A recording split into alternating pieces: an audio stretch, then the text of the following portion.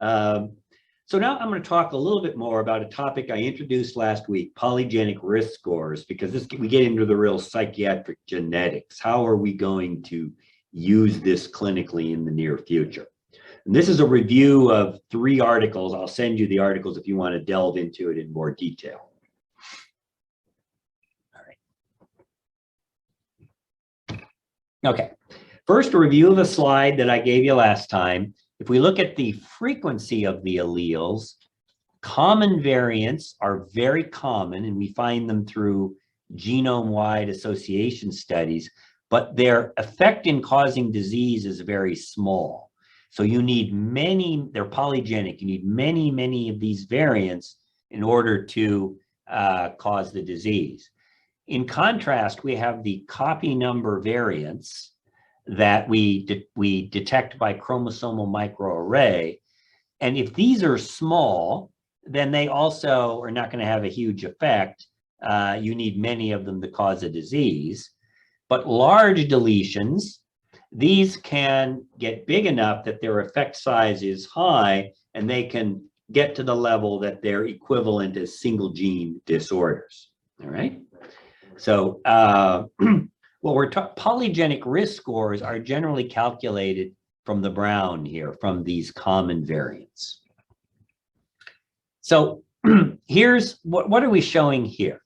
Well, the idea here is to show 10 different individuals for a given polygenic disease, and the 5 at the top are have gotten the disease at some point in their lifetime, and the 5 at the bottom were not. And the gray dots means that the genotype doesn't matter; it's irrelevant for the disease. Let's see, the blue is a risk variant. Blue is that they carry 1 risk variant, and red means they carry 2 risk variants. They're homozygous. And the RV represents the total number of variants. So what you see here is the numbers at the top are slightly higher than the numbers at the bottom. And so these people have a higher polygenic risk score than the people at the bottom. That gives you a very good visual representation of what we're dealing with. You say, well, Pliska, I'm very unimpressed. Okay, but hang on. So this gives you kind of a visualization of how we're doing this. So we've got, we've got our disease population and our control population. We get all our GWAS study. We do our Manhattan plot. So above this dotted line are all the risk genes. And then we evaluate the polygenic risk score in samples with the case control status, and there's generally a separation. The score is higher in the disease people versus the control people, and we're looking for the people that are at the very top of the distribution. And the question is, can we early identify those people and perhaps do some kind of preventative work, or will people with different levels of polygenic risk score respond differentially to treatment? So this shows you how this is currently or on the verge of being used in non-psychiatric disease. So on the left here, if you're smoking, you increase your risk for cardiovascular disease, diabetes, family history, BMI, hypertension, cholesterol. If we just look at the polygenic risk score and no behaviors, that's actually bigger than each of these individually, but not as big as the conventional risk scores altogether. If we put the conventional risk scores and the PRS together, yes, we are. So we might, and the numbers are pretty impressive here, getting close to 1. So we might say you go in for your annual physical, and right now he says, yeah, you're doing pretty good. Yeah, bend over. If it's a guy, yeah, your prostate's okay. Let's get a what's that test called? The PSA to screen for prostate cancer. And let's get your PRS for cardiovascular disease. And it comes back and your PCP says, whoa, man, your PRS is out at the top. You got to lose weight, dude. You got to stop eating those burgers every weekend. Now, how you react to that? You might say, holy shit, that might well motivate you to finally get on a healthy diet. Now, the other danger is, suppose your PCP says to you, good news, man, your PRS is really low. You might say, oh man, it's party time. I'm going to go out and I'm going to pig out. I don't need to be eating this healthy food anymore. I'm genetically invulnerable. Well, of course, PRS is a risk factor, but so are these different behavioral factors, and they're additive. So if you outweigh the effect of your genetic protection by going crazy, then we've actually done more harm than good. Now, the BRCA gene is actually not from a GWAS. This is a deletion or mutation. It's a copy number variant, but now this is already being used because women who carry the BRCA1 gene are at very high risk of breast cancer, although that still only accounts for a small percentage of all the breast cancers there are. All right, so this kind of illustrates it a little more clearly, I think. So your polygenic risk score is a bell curve, most people falling in the middle, some people indicating low risk, some people high risk. So when we look at their hypertension rates, the people that are very high risk, by the time they're 80, 75% of those people are going to have high blood pressure. So yes, this makes good argument. Let's do PRS early, maybe even in childhood. And we got to tell parents, make sure your kid eats healthy, make sure he understands what's going on here. And, that's all to the good. Now, this is kind of showing you a little bit. This is a very busy slide, but it's kind of trying to give you an idea of what we're doing here with PSR. So we have 100 people random from the population, and one person is going to get the disease. Blue is the disease. So we say our lifetime risk is 1%.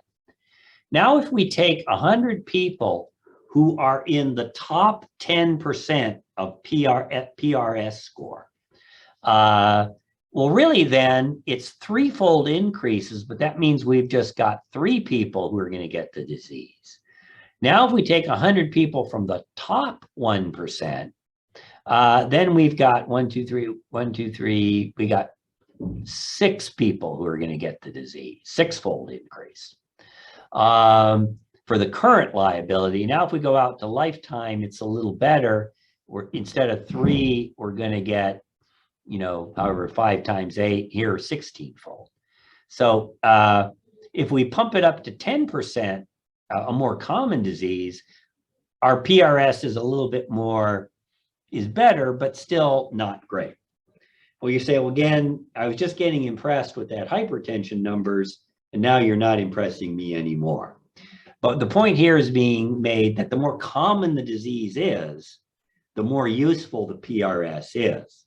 So PRS is going to be more useful in depression, anxiety, perhaps than it is in schizophrenia or bipolar disorder.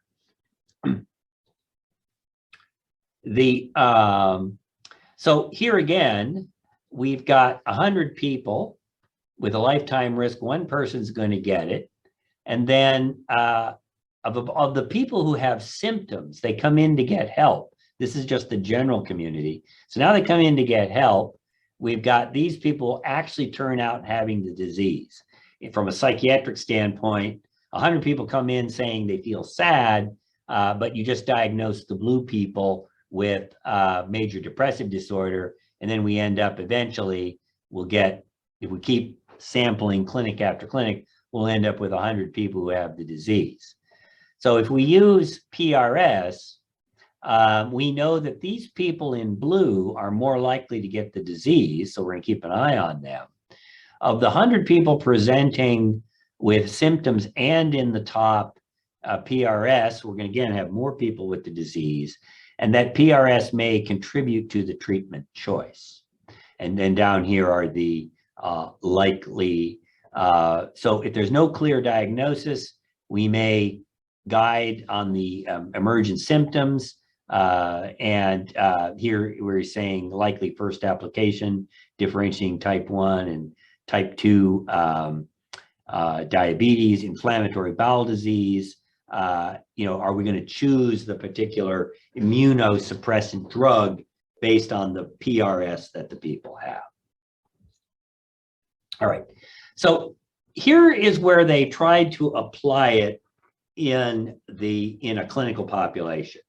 So they went out and took 100 kids from a mental health clinic in Sydney. And these are kids with they came to the clinic. That's how they got in the sample.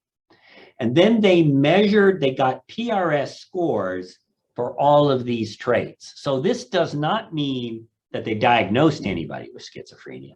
They're saying, where did these people fall? How much of the PRS for schizophrenia did they have? How much did the PRS for depression did they have? And the orange is the patients. So you can see that there's a mean difference, but a lot of overlap for schizophrenia. But here's people up here who have very high PSR. You got to worry about these people here. All right. Same with depression. We're pushing out these people up here are going past the control group. Bipolar, maybe not so much. All right. Now, just for comparison, they looked at the PRSs for height, for body mass index, for type 2 diabetes, for heart disease, and peptic ulcer disease. These were not statistically significant. These three up here were. So that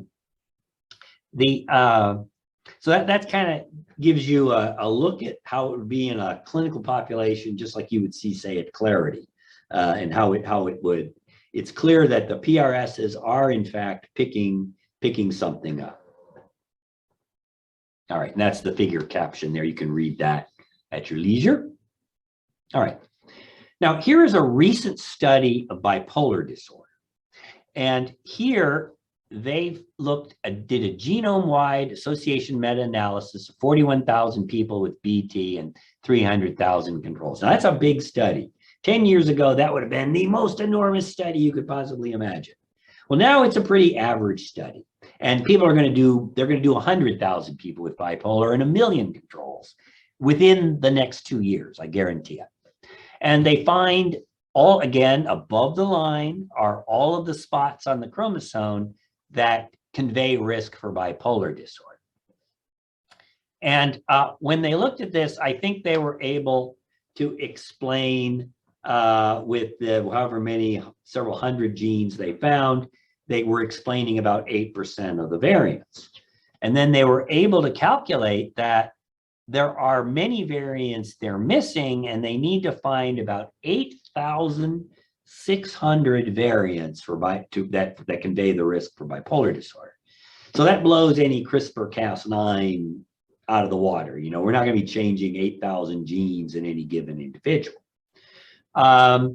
So now the other thing they find, and this is important, is that since these studies were done primarily in Europeans, that's where they discovered the PRSs to begin with, they explained about 5% of the variants in Europeans, but they weren't better than chance in African Americans, kind of in between in Asians. So they got a long way to go even in Europeans, but it's clear that this is not, the PRS is not relevant in African Americans. Now, is that because African Americans don't have bipolar disorder? Well, of course not. Remember the slide I showed you last time that populations separate and they all have their own mutations, and then the same behavior is selected for, and people have different genetic roots to the same phenotype.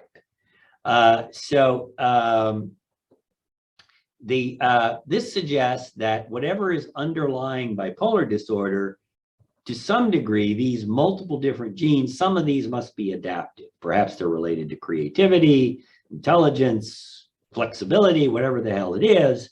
And if you get a certain mix, you're a gifted person. If you get another mix, you get bipolar disorder. Well, in every population, those behaviors, creativity, may well be selected for, but that comes with the vulnerability to affective disorder across all different populations. What does this mean? This means that if we're going to do a PRS score, we have to match it with the control group for the particular population.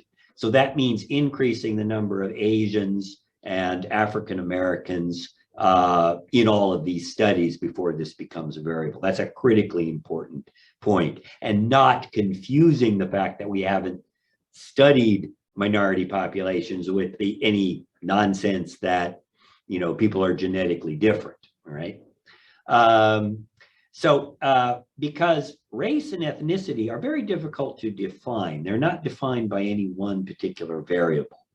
You can know what someone's melanin gene is, that is how dark their skin is, but that doesn't tell you anything else about them. They could be a person of African origin, of Middle Eastern origin, of Southern European origin, of Indian origin, of Australian Aborigine origin, because all of those people have dark skin, but they're all geographically separated populations. And so, you know, they're all very different genetically. And as people change from one quote race to another, or one quote ethnicity to another, that's a continuous variable depending on just how geographically separate from people are. And you'll notice it here says admixed African American ancestry. That is because for most African Americans, there's a great deal of mixture with white Americans, you know, from what we know of the history of slavery and tragically, you know, the degree of rape and other kinds of things that occurred, you know, during the time of slavery and during the time of segregation, you know, that causes this intermingle. In fact, virtually all of the European DNA that African Americans have comes from the paternal line, meaning it was white men having sex with black women during the 19th and 18th century that caused that admixture. It's only been in recent years that interracial marriage, particularly between black men and white women, has been accepted enough that we're going to start seeing an admixture from a different source. So a lot of work is being done right now. First of all, there are studies that are getting underway in Africa in collaboration with African universities to map the genome in the African population. And then it'll be able to we'll be able to develop PSR scores that are relevant for each particular population. So if you're ordering PRS scores in the future, you know, and they go to the lab, they'll get their blood, and when they do the comparison, they're going to look at the control set from what is appropriate for that person's race and ethnicity. All right, so already you can go to 23andMe, as I mentioned, and you can get your polyrisk score. And you can be told, well, you got a lot of schizophrenia, you got a lot of depression. That's pretty scary. So this group has created a site called impute.me, that what you can do if you go to Ancestry or 23andMe, you can have them upload your results to this site, and they try to do a scientifically accurate measure of your risk for various disorders. So this kind of just shows you how it works. So your individual SNPs, this is the label they give them, and they tell you your genotype, and then they tell you whether the risk, in this case, the risk allele is having a T and the non-risk is a C, and they eventually give you the effect size. Remember, an effect size of 1 is what stimulants in ADHD do, or antibiotics in bacterial illness. That's observable at the individual level. Well, the effect size for this is only 0.07. Then it's probably related to this gene, and they can plot you where you are on the bell curve. Now, right now, if you carry the APOE4 gene, the risk gene for Alzheimer's, That's at about an odds ratio of 6. You know, it's debated. We don't do that routinely, even though maybe people with APO4, maybe they should really avoid head injury, you know, not play professional football, because that's a added risk factor for Alzheimer's, although we don't do that. There are PRSs for coronary artery disease, type 2 diabetes, and statin response that are being looked at. When you get down here, the effect is weak and not clinically actionable. These are these deletions or duplications that I talked about where there's almost a single gene effect. That's certainly true for Tay-Sachs. Now, what he's showing here is that he's basically saying, you know, if you just got complaints, that's not very useful. It's only when we get down to the level of diagnosis that maybe the PRS score is high enough that we're going to do something with it. So here's the PRS scores for schizophrenia and bipolar. You can see that while the scores are elevated, boy, look at that overlap there. And he says under number 1, if you do it the basic way, you get about a 7% risk. If you don't do the adequate controls, it drops to 6. And he says if you do it just off what 23andMe and Ancestry gives you, it's no better than 0. So he's basically arguing, please use our website. It's free because we give you better results. And he tells you, well, your risk is 7.5 per 7% instead of 1%. That's the risk for just schizophrenia in the general population. Well, what do you do with that? You know, that's interesting. Okay, my cousin has schizophrenia. I got a 7% risk of schizophrenia. Well, I sure would wish it'd be 1, but how much am I going to worry? Hard to say. But patients are going to be coming to you and saying, doc, this is what I got. What do you think? At least you want to be able to be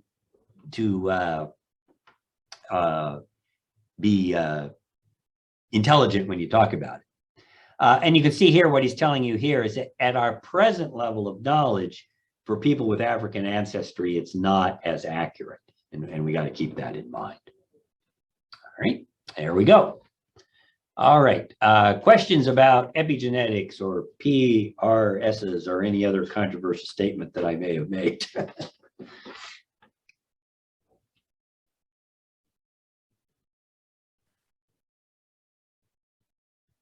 All right, very good. Well, I'll let you guys go. I have uploaded the lecture for the 4 o'clock lecture. If you want to watch it right now, you're good. If you want to watch it later, that's fine too. Tonight, I will send out the genetics quiz, and please have that done by next week. Next week, we'll have a full 2 hours. We'll be 2 hours live on Zoom, I presume. We'll go over principles of neuroimaging, and that's going to be a critical, tell your colleagues, I will tape it, but it's going to be critical to kind of look at all the imaging studies that we're going to look at in subsequent lectures. All right, and now, where do I stop recording? All right, okay, here I go, stop recording.